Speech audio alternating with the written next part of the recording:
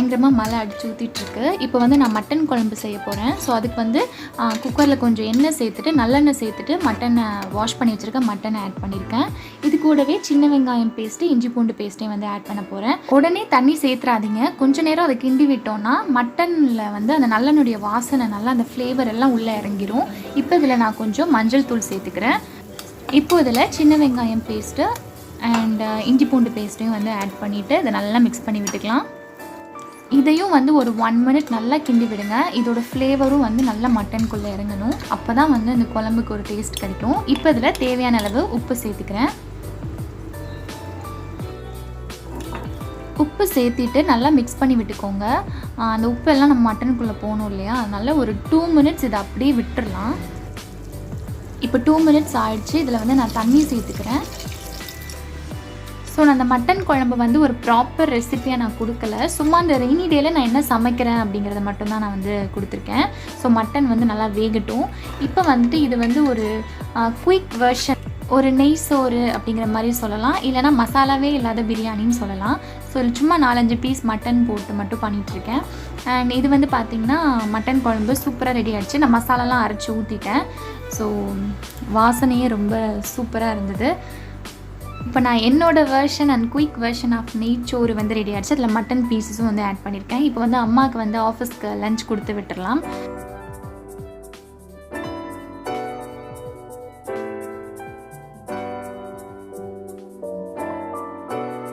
Mutton குழம்பையும் வந்து back பண்ணிடலாம். இது வந்து முருங்கைக்கீரை.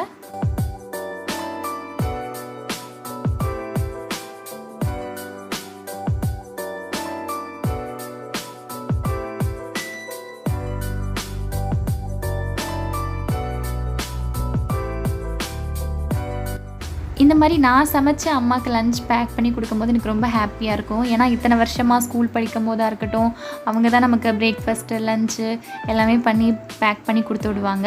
ஸோ இப்போ நம்ம ஆன்லைன் அப்படிங்கிறதுனால வீட்டில் கிளாஸ் நடந்துகிட்ருக்கு. ஸோ இது ஒரு ப்ரிஷியஸ் டைம், நம்ம யூஸ் பண்ணிக்கலாம். இத்தனை வருஷம் நமக்கு கஷ்டப்பட்ட அம்மாவுக்கு நம்ம இன்றைக்கி சமைச்சு கொடுக்கும்போது அது ஒரு தனி ஹாப்பினஸ் தான். ஸோ லஞ்ச் பேக் வந்து ரெடி ஆகிடுச்சு. இப்போ வந்துட்டு லதா கட்டை கொடுத்து விட்டுடலாம். எனக்கு வந்து சமைச்சு முடித்தோடனே வந்து கிச்சனை வந்து க்ளீன் பண்ணிடணும். ஏன்னா நம்ம நெக்ஸ்ட் ஏதாச்சும் கிச்சனுக்குள்ளே போகும்போது ரொம்ப அப்போ தான் நமக்கு ஒரு ப்ளசண்ட்டாக இருக்கும். ஸோ நான் எல்லாத்தையும் வந்து க்ளீன் பண்ணிடுவேன் உடனே. பால் வந்துட்டு காலையில் குடிக்க மறந்துட்டேன். ஃப்ரிட்ஜில் வச்சுட்டு ஈவினிங் குடிச்சிக்கலாம் சூடு பண்ணி. அவ்வளோதான், நம்ம கிச்சன் வந்து க்ளீன் ஆகிடுச்சு.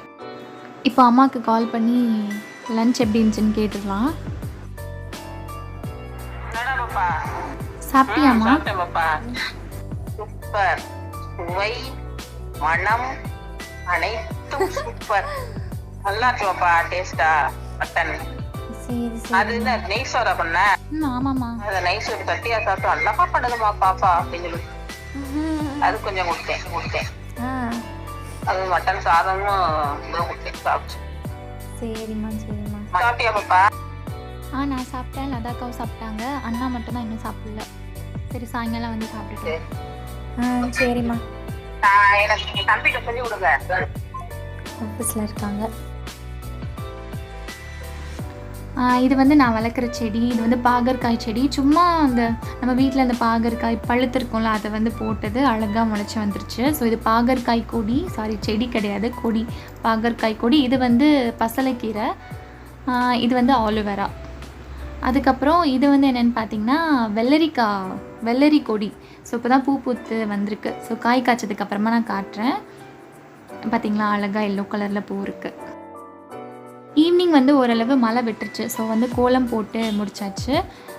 அதுக்கப்புறம் வந்து நைட்டு வந்து சாப்பிட்டுட்டு டின்னர்லாம் சாப்பிட்டுட்டு ஃப்ரூட்ஸ் கட் பண்ணிகிட்ருக்கேன். ஸோ இந்த மாம்பழம் வந்து ரொம்ப ரொம்ப ரொம்ப ஸ்வீட்டாக இருந்தது.